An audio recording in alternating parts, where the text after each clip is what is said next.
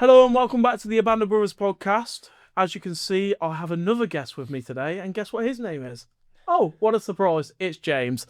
And we're also joined with Scott, as usual, and this week it's a bit of a change.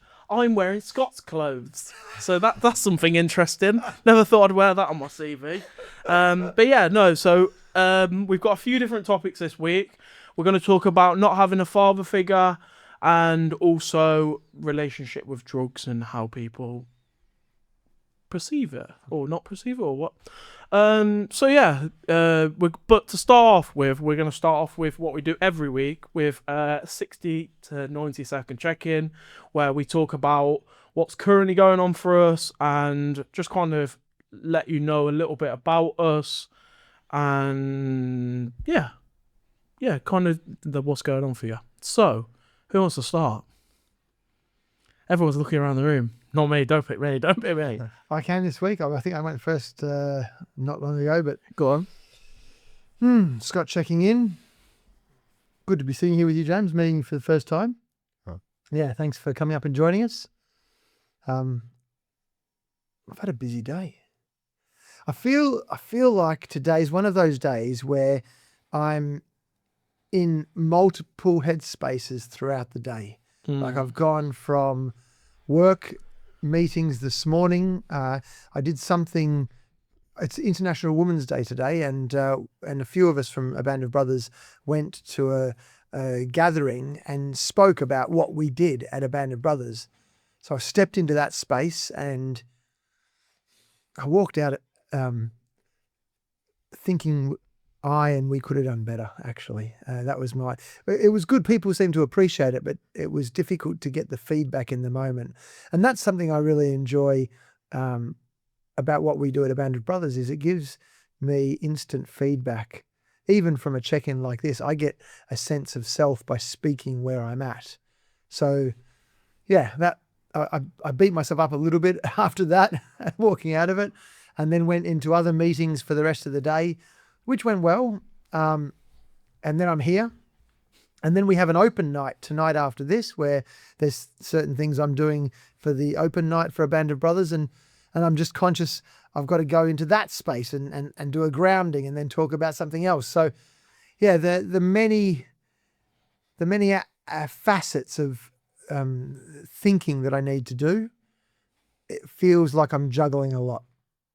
I'm in. Here you are. Thanks, guys. Thank you. Well, we'll go you next. So James checking in. It's good to be here with both of you. Thank you for allowing me to be here in this space with you. It's been a pretty mixed day, to be fair. I travelled up from Cornwall yesterday, back up to Northampton. Spent the weekend with my kids, which was nice. So being in that space and being the father figure to them was nice, and that's why tonight as well, the topic as well, it hits quite a bit. So thank you for that, man. Overall in a good space. Looking forward to going back to work tomorrow. Had today to kind of settle and ground myself, and back to it again tomorrow. So I'm looking forward to spending time with you both today. So I'm in. Thank you, James. Hey, man. So yeah, another James checking in. I feel a bit of a mixed bag at the moment, to be honest with you. I feel very unsettled, and I don't know if there's a few things. I feel like I'm going over the same hump several times and getting the same outcome. So I'm trying to think of ways to go over the same hump but have a different outcome. So yeah, I don't really know. My relationship with my girlfriend ain't great at the moment, so I'm a little bit all over the place, to be honest. My work life, what's my work? My work is non-existent. I mean, I'm working and I work 40 hours a week, but there is no work, and I just sit there. Like I sat there today for 8.5 hours. No, 7.5, 8 hours, 7.5, something like that, and literally did nothing. And everyone goes, I'd love to do nothing in life, but when you actually are doing nothing, you hate it. Well, I hate it anyway. I hate doing nothing. So I'm a bit all over the place. I'm actually quite happy to see yourself, James, because obviously I can't lie, I got the text and I was like, I don't think I've ever met this guy before, and I seen you just at the front door. I was like, oh shit, is this guy like? So I'm pretty happy to see him, man, and yeah, I'm looking forward to what comes out of tonight and also what comes out of our evening, so this evening. But yeah, that's me checked in. Thank you. And yeah, so that was our check-in round. We also do that on an evening like this evening that we're going to be having an open evening. But yeah, I also want to touch on something that I kind of wish I touched on before.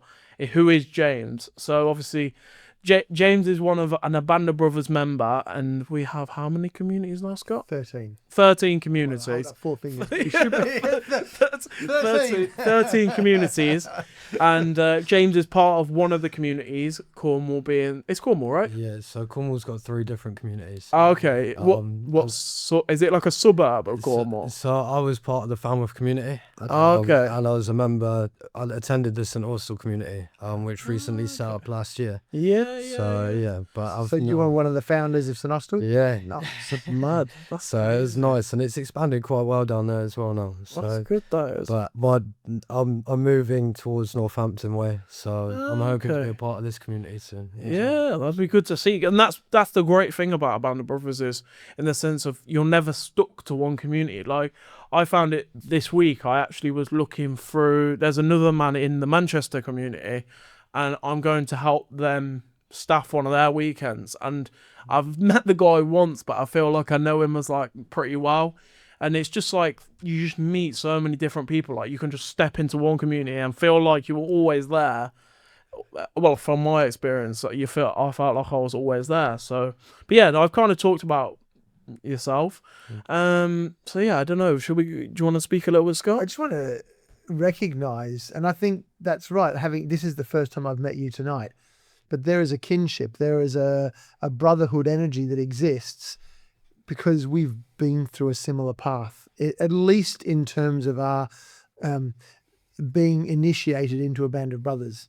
And I think that's really what's unique about all of the men around the country that are part of what we do, is that we have some knowledge of what it is to be in or part of a band of brothers. And everybody's journey is different, and our stories that got us here are not necessarily the same. But what takes us from the minute we agree to keep turning up, or to even just to be there on the weekend, then there's some knowledge or similarity that exists beyond that. It's the welcoming back into the tribe. I'm saying welcome back into the village and the community. And ABandOfBrothers as a whole is the community, which feels the welcoming back almost. How long have you been a part of ABandOfBrothers? About 4 or 5 years now. Crazy. So yeah, I've staffed 5-6 quests in Cornwall. But yeah, every time I staff a quest, it's different, and I learn stuff about myself as well during the staffing, which is beautiful, to be honest. We staff in service of the new men that are joining, and we learn stuff about ourselves. I do too, every time. So Okay. Well, what brought you to ABandOfBrothers then? So I was going through a dark patch myself. I had my second child. So he's 4 now. And I was drinking, taking drugs. I was the wrong side of the law. And I needed a different way of coping with my emotions. And I was part of a young parents project down in Cornwall. And one of the person I was meeting regularly down in Cornwall for the Young Parents Project was a member within ABandOfBrothers. And he said, look, I can't help you with that side of things, but there's a place where they can help you. And he guided me in the direction of ABandOfBrothers. So yeah, it was nice, and it's changed a lot of my life. So That's good to hear. you mentioned the Young Parents Project, Yeah. and you said, do you mind me referencing your check-in? yeah. You said in your check-in something about absent father figures. Yeah. Was a topic that you know something about? Yeah, so my dad left when I was like 2. He just disappeared. He was in and out of my life, but he wasn't consistent at all. When I'd see him, I'd go see him for a weekend. I'd end up going home early because there'd be an argument between him and his wife, and I'd end up having to go back to my mum, which was a single parent by herself looking after me and my brother. So I had no guidance from a male role model at all, really, or no healthy guidance from a male role model. when I turned 16, I was suffering with depression, anxiety. I lost a testicle at 16, and I was in trouble with the police, and I was struggling really bad. And I told my dad about my depression, and he told me the way to solve my depression was to sleep around and to take drink and drugs. That was the specific That was advice he his gave you? specific advice. But my dad was in the military. He'd learnt from his dad. Yeah. He learnt from his dad, and then it kind of got passed down to me. And for a long time, that's what I did. I was just drinking and sleeping with multiple women to try and suppress what was going on for myself. And that's how I ended up in a lot of trouble with the police, ended up in trouble with myself. And then I couldn't cope. Like, I was looking for a way out. I was looking for a scapegoat. I was looking to try and get away from this. I don't know. It was almost like I was lost. I needed to try and find my way back. And I was getting support from the person from the Young Parents Project. And that's when he referred me in. And that's when I needed it the most, really. So, yeah. And you mentioned in your check-in also that you had just spent time with your kids today. Yesterday. So, and the pride that you spoke to when you were saying, I felt some pride there for you. What's different now for you as a parent? So I'm learning from the mistakes that he'd passed on to me. He wasn't present at all. Like my son, so both of my children, my eldest son, I've been seeing every other weekend, since he was born. So since he was born, I've had him every other weekend. I've had him on the holidays. If he needs something, I'll go see him. Like, I'll go speak to him and I'll be there for him. My dad wasn't that for me at all. My youngest, I'd done a 2-year court battle for access to see him. So because I was on the drink and the drugs, my ex-partner, basically, it got shown in court that I was on drugs, that I was on drink, and I wasn't a responsible parent for my son, which is fair enough, and I should have been better then. Do you know what I mean? No. But at the time, I wasn't in the place where I should have been. But I did a 2-year court battle, did 3 hair strand drugs tests to prove that I need to be involved in my son's life. And I've now got access to my son. So, yeah, so it's more, I've learned from him to be present, to not stop fighting for my kids, even though the relationship was over with both of my partners, my ex-partners. I've not stopped fighting for my children, which is what I wish he'd done for me. Yeah. And I'm guessing from what I'm hearing from you, there was a lot of emotion probably when you were having to fight for your kids, if you know what I'm saying. Yeah, so even within that, when I was going through the court battle, I still wasn't getting the help and the support that I needed. I was still drinking, I was still using, which is why I had to do 3 drugs tests. Like, I failed the first one. The second one, there was it was something there's exposure to it, but it wasn't in my system. So I was still around that kind of sin. And then the third one was clear. So it's the situation I put myself in at the time as well. I was struggling. I was at a young age, and I thought, because it worked for him, it's going to work for me. And it didn't at all.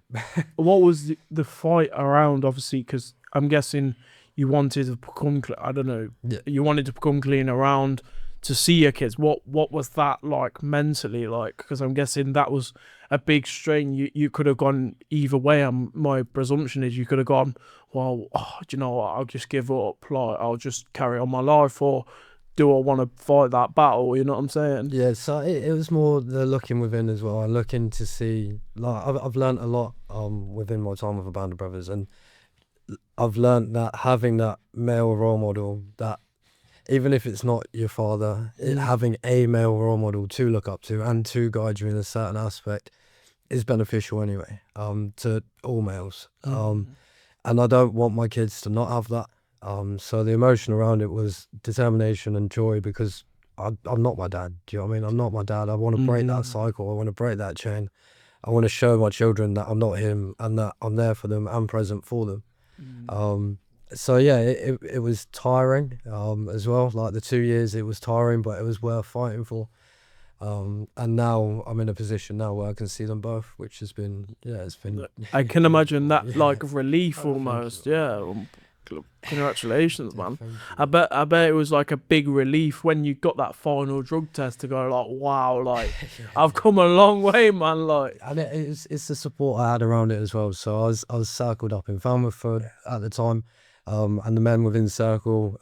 So I would be held accountable. Like I would explain myself and say, look, I've messed up. I've slipped this week. Do you know what I mean? And they would hold me to that, and they would say, well, look, what are you going to do differently? Where are you going to go now? And it's just the constant repeat of that. I drilled it into my head that I need to do it. I need to do it, and I need to escape that path. And why am I doing that? Do you know what I mean? And I'm doing it for them and for a better life for them. So it's the support that I had within the communities, which was nice. And the other charities outside. So I was working with a drug and alcohol charity as well, which supported me with that too. And they coincided and worked with my old mentor. okay, nice. That's one of the things I get a sense of with Falmouth or with Cornwall, that it's a really interconnected community. There's a closeness, like your old mentor, the guy that took you to ABob. Though many of the men down there are interspersed in many areas of which they're all interwoven. Yeah, and that's what I mean as well. So I joined ABandOfBrothers, and so when I had my second child, I needed mentoring again, and I felt the need for mentoring. Do you know what I mean? And there was a need for me to be mentored. So I'd asked and said, look, can someone go through this cycle again with me? I need the support. So you asked for help. Yeah, and another man stepped up and gave me his time and supported me with that, which is what you wouldn't find. Well, in my judgment, I wouldn't find anywhere else. Yeah, I think it's powerful, definitely. And from the ups and downs, especially. How old are you now? So I'm 28. Oh, mad. Okay. So have you got? Do you mentor anyone at the moment? No. So I've mentored 2 older men. Okay. After the Quest cycle. Yeah. I've mentored 2 older men. I've signed up for the mentor training in May. Nice. So Oh, nice. I was meant to be on the February one, but I had my children in February. So. Oh, mad. Yeah, so Yeah. I've signed up for May, and I'm hoping to start mentoring. Hopefully. One of the things that you've reminded me of, and I've often, it's one of the most profound parts that I've taken from my experience on one of those weekends, and the message continues to come up for me, is the message of, as people, not just men, but as people, we have the opportunity to right the wrongs of our parents.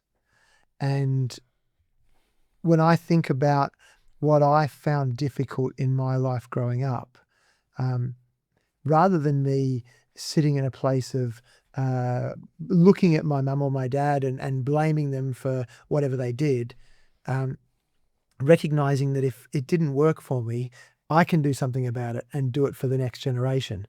And I think I've got a similar story to you, in the sense that my dad was committed to work, and while I get that he cared about me, what he knew was to work. And so he would come home from work, he would disappear upstairs. I wouldn't see him of an evening, I wouldn't see him of a night. And all I saw was a man's role was to work all day, leave the house at 7 a.m, get back, work all day, and then go upstairs and work all night. And that's it.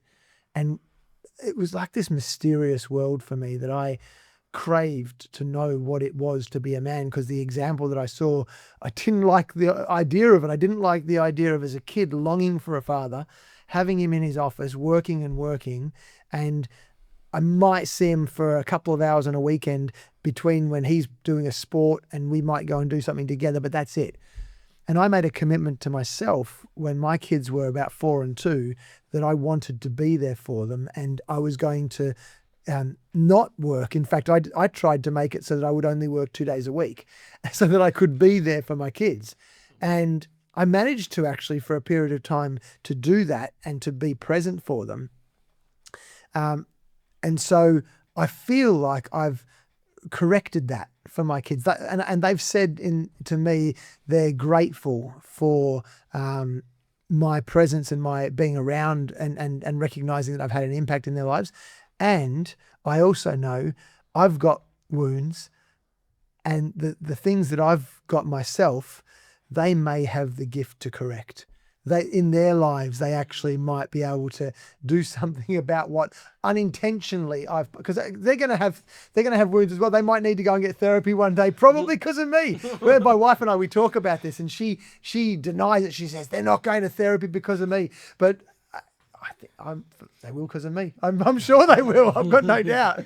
So yeah, that what I hear you've done is you've righted the wrong that you experienced. It's almost about breaking the cycle, and the wounds that were put onto me, I don't want to replicate onto them. Yeah. So it's breaking that and cutting that chain. Yeah. So they don't have to suffer the wounds that I've suffered. And I hear you've done that, man. And it's the same with you, man. It's beautiful. Yeah. And it happened for a long time, and I could see my grandfather in my father. Do you know what I mean? Generational. Yeah. So it's been passed on and passed on and passed on, and eventually it's either got to be broken or it's just going to continue. I've got one thing. Just sorry to interrupt you, but is there one piece of advice, if there was someone listening that's going through a similar thing that you went through or going through, that you could say that potentially might be able to help someone? To be their own individual man.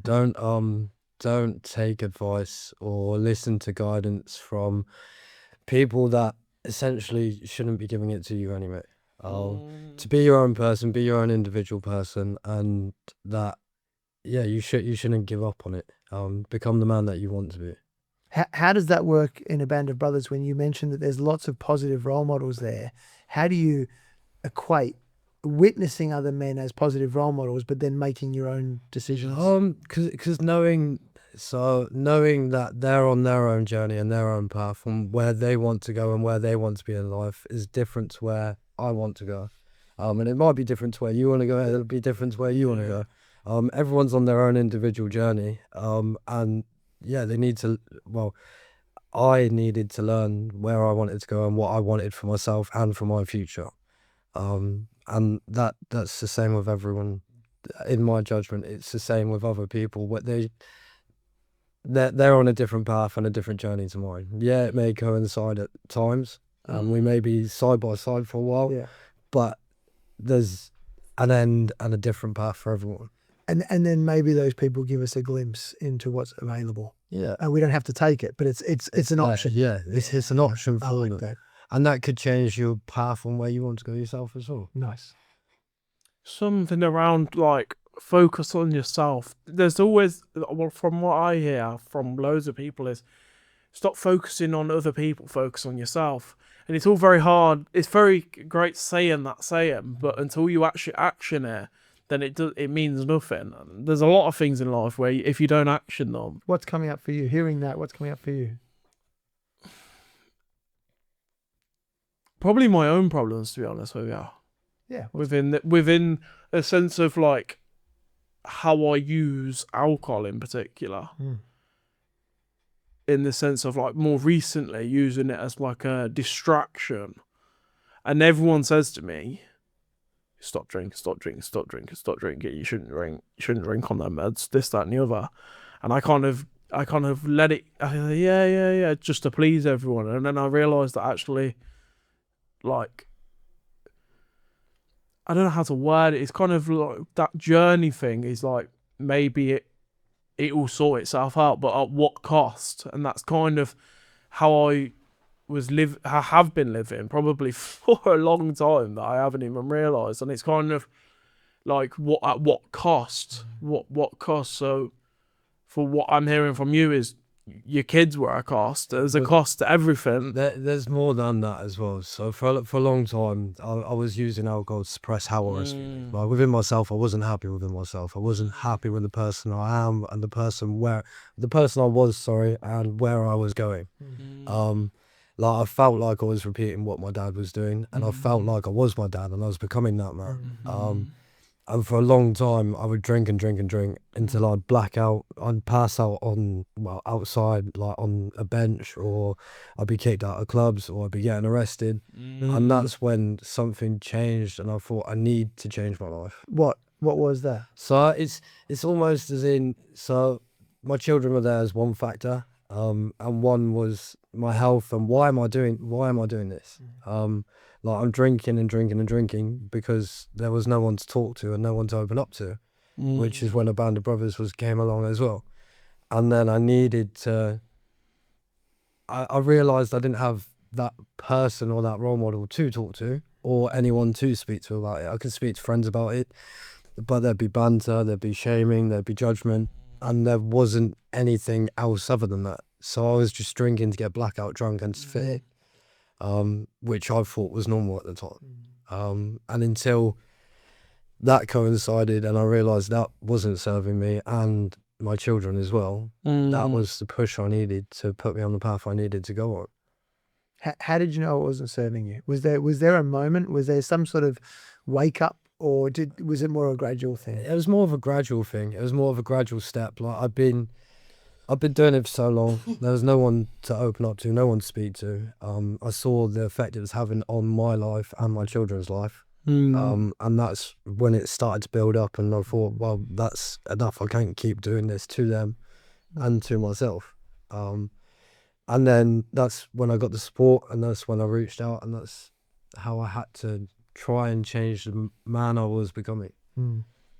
If I'm honest, I hear to what you're thinking, and the sad reality I'm finding at the minute is I've been through it for so long now that I am kind of numb from hearing everyone else's opinion.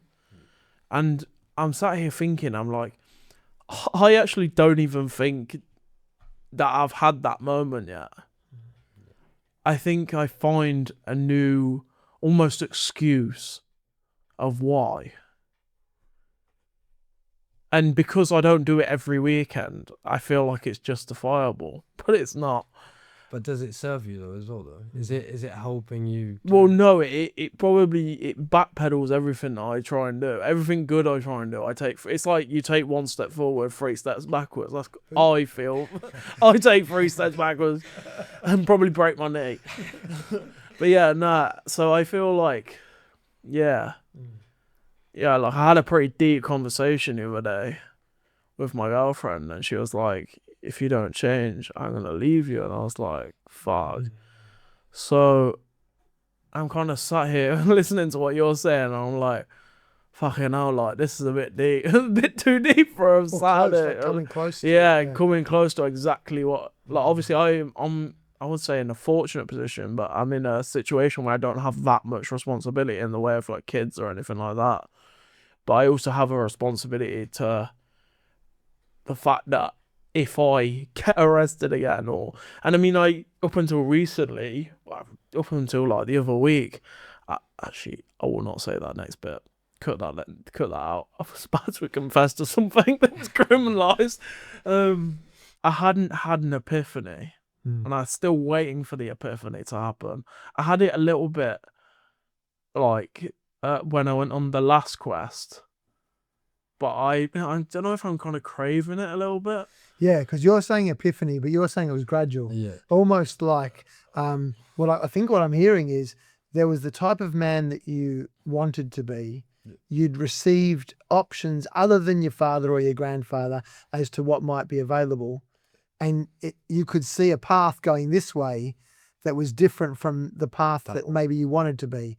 And so you figured out, what did I need to do to be on this path as opposed to that path? Yeah, so there was one that way, there was one that way, but it wasn't a straight epiphany. Do you know what I mean? It didn't just happen overnight. There was a build-up. I saw what this path was leading to rather than where my dad was going to, and the work these people were doing to get to that place. They're looking within themselves, looking at their emotions, looking at why they're doing things, holding themselves accountable. Stuff which maybe your dad did, but you never saw him doing. I never saw him. I never witnessed him do it. And I think that was a powerful thing to learn as well, is being witnessed doing the thing instead, and being witnessed holding myself accountable too. But there wasn't an epiphany. It was just gradual, and it just showed me a direction on where I could have gone to and where I wanted to go to. And it took a lot of looking within myself and realising that it wasn't serving me well. Alcohol and drugs, I was spending shitloads of money on cocaine, which I could have put towards my kids, or I could have put towards a house or a holiday. I was working in a concrete factory down in Budok, where we were doing drugs at lunchtime. I was drinking at lunchtime, handling machinery. Do you know what I mean? So it wasn't an overnight thing. It just slowly led to where I wanted to go and what path to take. And the gift of opportunity to hold yourself account week in, week out. Yeah. With men that cared. Yeah, people which would listen and witness me. Yeah. Yeah. I felt like I hadn't been heard of my father at all. And when he told me to drink, do drugs and sleep with women, I thought that was just his way of passing the buck and saying, just piss off, basically. Whereas the other path, I was being witnessed and held accountable for what I'd said that I'd do anyway, which was nice. My hardest thing listening to this is I have parents that have brought me up in a right way, yet I chose the wrong path. And now choosing the wrong path, I've seen how dark that path is. And although I don't want to go on that same path, I still think, I don't know, maybe, I don't know, maybe I need to look inside a little bit more. Or is there a part of you that does like the drink and does like the partying and does like... A little bit of that FOMO, that's what it is. Yeah, a little whisper or a little niggle in your ear saying, oh, well, go for a drink. It's not going to hurt. That's it. If I can speak to something, James, I did have an epiphany on the weekend. And we're talking about absent fathers, but my relationship with my mother is something that of recent times I haven't been at peace with.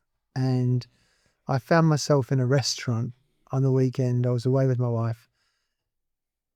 Openly, tears flooding down my face. I didn't excuse myself. I didn't try and disappear. I didn't even try and stop it. It actually felt really freeing. And my realization was that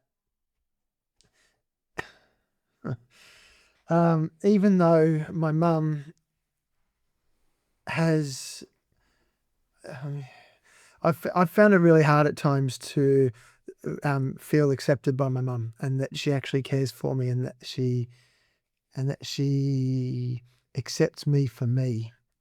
And what I realized on the weekend was she's always just been doing her best. I was the first child in my family, and so me coming into her life as a young woman, she had no idea what to do. And I would be in a similar place to you, that my parents have done plenty of great things by me and given me a lot of access, and yet there is still an element within me that feels not accepted, like there is something wrong with me and that I don't belong in that family unit in that way. And my realization on the weekend was that my mum has done the best she can for me.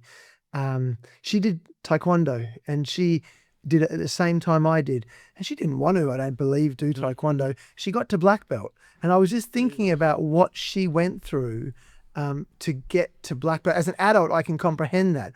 As a 14, 15-year-old kid, I was pissed off because I thought she was shit compared to me. And yet, how could we be compared to be the same thing? And I look back on it now and I just think how fucking amazing she was. Sorry for the language. How amazing she was to do that. And she was actually by my side every step of the way in my life, in the best that she could be. She was there with me. And that actually was quite profound for me to realize that, because I had been angry that she's not with me and she's not along, doesn't have my back. And she'll probably watch this, and I'm really conscious of what we say on this space, because people I care about will see what we talk about. But if you do watch this, Mum, I love you, and I'm really grateful that you've been by my side. Actually, yeah. I will call her, and I haven't yet, and I'm annoyed that I haven't. And so she'll see this, but I will have called her before then. So, well, fair play. Oh God, that got deep quickly. Jesus Christ. Wow, it's come to that time. Jesus, it has come to that time. I just want to say a very thank you for coming. I know you haven't obviously come all the way from Cornwall in, but yeah. So I appreciate you making the travel as well. I know it's 10 minutes up the road from you, and Scott, thank you for opening up, man. Should we check out? Let's check I would out. like- I You would want to do a to. checkout? Yeah, Okay, let's all we do can. a check out. Okay, we can do a checkout. And when we check in circle, and we often talk about what we need to say to be present. And when we check out with maybe something that we're grateful for, or a realization, or anything that we need to say to leave a space. Mm-hmm. So I invite that for each of us, just to say, what is it? What are we checking out with? Any one of us can start. I'm going to start, I've had a little bit of a thing from what you've said, Scott, about am I good enough to be in that family? And it kind of fills me with a little bit of sadness, because I kind of relate to what you're saying, in the sense of like, because I'm an only child, they've only ever seen me as the first and the last. So the family dynamic they may want me to live into is potentially not the family dynamic that I think I need to be in. And I feel some kind of sadness, because I understand how much upset and stuff that I've made them from doing things that I knew were bad, but didn't realise the impact of them. So yeah, I'm kind of I'm a bit stumped. I'm about to go straight into a massive circle with loads of people, and I just sat here thinking, like, what am I doing? Yeah, no, thank you. Thank you, James. And yeah, I'm out. Beautiful. James checking out. Yeah, no, it's been a pleasure to meet you, Scott, and see you again, James. Thank you for having me. Touching on what you were saying with gratitude, I'm grateful for Luke Keys, who referred me to ABandOfBrothers. I'm grateful for my boys, and I'm grateful for what you're doing here, promoting ABandOfBrothers and showing that there is support there for the people that need it. So bless you both as well. Feeling grounded. It's been nice to speak to you both. And I'm out. Thank you, James. So Scott checking out. There's an extra level of depth that we sometimes go to here. And there's a fear that I've got about this being in the world. As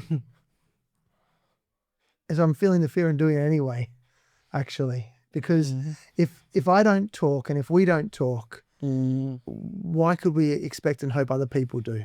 And I thank you for your leaning in straight away, and then you're responding to what was real for you.